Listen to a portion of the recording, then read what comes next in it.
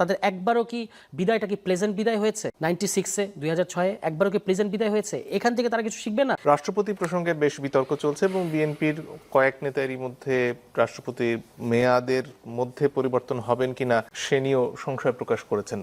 NCP এই ব্যাপারে বেশ কঠোর অবস্থান, আপনারা এই রাষ্ট্রপতির অপসারণের জন্য বরাবরই দাবি জানিয়ে আসছেন। পরিস্থিতিটা সামনে আসলে কোন দিকে যাচ্ছে বলে মনে করেন? জি, এটা বলার আগে দুটো জিনিস আগের প্রসঙ্গ থেকে বলি। একটা হলো যে আপনি এই যে গণভোটকে আদালতে পাঠালেন, প্রথমত এটা একটা অত্যন্ত নজিরবিহীন এবং এককার্যজনক কাজ হয়েছে এবং এখানে বিএনপির দলীয় আইনজীবীরা জড়িত। ভাই যদি অস্বীকার করেন তাহলে কিছু করার নাই। এই যে গাজী কামরুল ইসলাম সজল, গাজী তৌহিদুল ইসলাম, তারা জাতীয়তাবাদী আইনজীবী ফোরামের নির্বাহী কমিটির সদস্য। তারাই এটা, এবং এটা কোর্ট পাড়ায় ওপেন সিক্রেট, সবাই জানে যে কিভাবে মেকানিজমটা হয়েছে। আপনি সেটাকে ওখানে নিয়ে গেলেন এবং গণভোটকে নিয়ে গেলেন।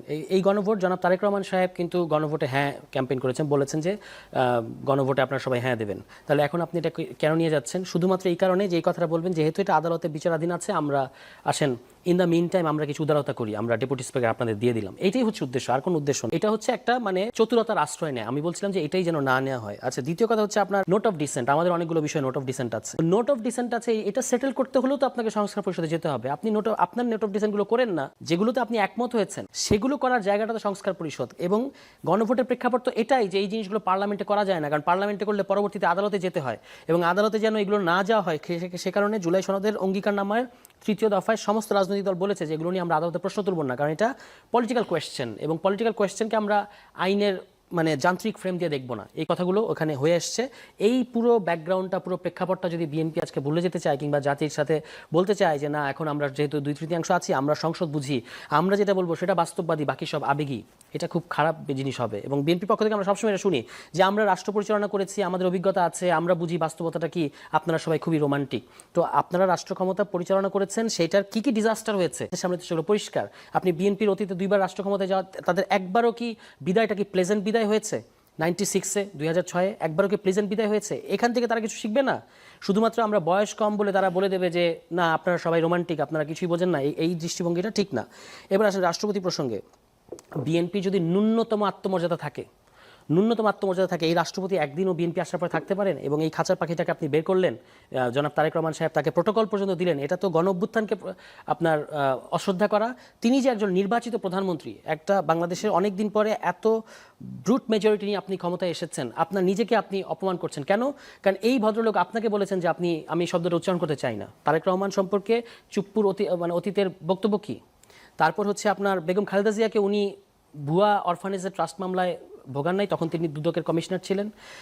সামরিক আমাদের শহীদ প্রেসিডেন্ট জিয়াউর রহমানকে উনি কি মনে করেন? উনি মনে করেন যে অবৈধ সামরিক শাসক। তাহলে এই লোককে আপনি সাংবিধানিক ধারাবাহিকতার নামে রাখছেন। বাংলাদেশে সাংবিধানিক ধারাবাহিকতার স্রেফ মানে হচ্ছে জয় বাংলার রাষ্ট্রপতি এখন বাংলাদেশ জিন্দাবাদের রাষ্ট্রপতি হয়ে গেছে, এছাড়া তো আর কিছু না। কারণ উনি তো ওনার শপথ ভঙ্গ করেছেন। আপনি যদি সংবিধানকে এত ভালোবাসেন, ওনাকে সরিয়ে দেওয়াটাই সাংবিধানিক। কীভাবে উনি শপথ ভঙ্গ করেছেন? ওনার বিরুদ্ধে দুর্নীতির অভিযোগ আছে। তো আমাদের সংবিধান কি বলে যে একজন দুর্নীতিগ্রস্ত লোক রাষ্ট্রপতি থাকতে পারবেন? উনি দ্বৈত নাগরিক। সেটা বিএনপি একসময় রিপোর্ট প্রকাশ করেছিল, প্রতিবেদন প্রকাশ করেছিল যে উনি মালয়েশিয়ায় ওনার সেকেন্ড হোম আছে এবং তিনি সেখানকার পাসপোর্ট হোল্ডার। বাংলাদেশের সংবিধান এটা অ্যালাউ করে না। তাহলে উনি তো রাষ্ট্রপতি আছেন সংবিধান ভঙ্গ করে, এবং তিনি আবার 2018 সালের অবৈধ পার্লামেন্ট কর্তৃক নিয়োগপ্রাপ্ত ছিলেন। এই সমস্ত গ্রাউন্ডে তাকে সরিয়ে দেওয়াটাই ছিল সাংবিধানিক, এবং তাকে যে রেখে দিয়েছে বিএনপি এটা হচ্ছে, এবং যেভাবে তারা যান্ত্রিকভাবে মেয়াদের প্রশ্ন তোলে যে এটা সংবিধানে ওনাকে 5 বছর রাখতে হবে, তো এখন তো মানুষ যখন পাল্টা বলবে যে ওই শেখ হাসিনার পার্লামেন্টেরও 2029 সাল পর্যন্ত থাকার কথা, তখন আপনি কিভাবে উত্তর দেবেন? ফলে সংবিধান নিয়েও বিএনপি যেভাবে ব্যাখ্যা করতে চায় এটা অত্যন্ত যান্ত্রিক এবং অত্যন্ত, আমি বলবো যে মানে সরল একটা ব্যাখ্যা তারা দিতে চায়, যেটা মানুষ কিন্তু সাথে সাথে প্রশ্ন করবে যে আপনি তাহলে জাতির পিতার প্রতিকৃতি রাখেন আপনার মাথার উপরে, এটা তো সংবিধানে বলে দেওয়া আছে, আপনি এখানে সংবিধান ভঙ্গ করছেন কেন? আপনি স্ট্রিক্টলি সংবিধান মেনে চলতে পারবেন না। কিন্তু চুপ্পুকে কোনো এক অদ্ভুত কারণে কোথাও বিএনপি এরকম কোনো প্রতিশ্রুতি দিয়ে রেখেছে কিনা সেটা আমরা জানি না, কিন্তু এরকম একটা আত্মমর্যাদাহীন ব্যক্তিকে, একজন দুর্নীতিবাজকে বিএনপি যেভাবে রাষ্ট্রপতি হিসেবে পোর্ট্রে করার চেষ্টা করছে, এটা বিএনপি রাজনীতি হতে পারে না। ধন্যবাদ।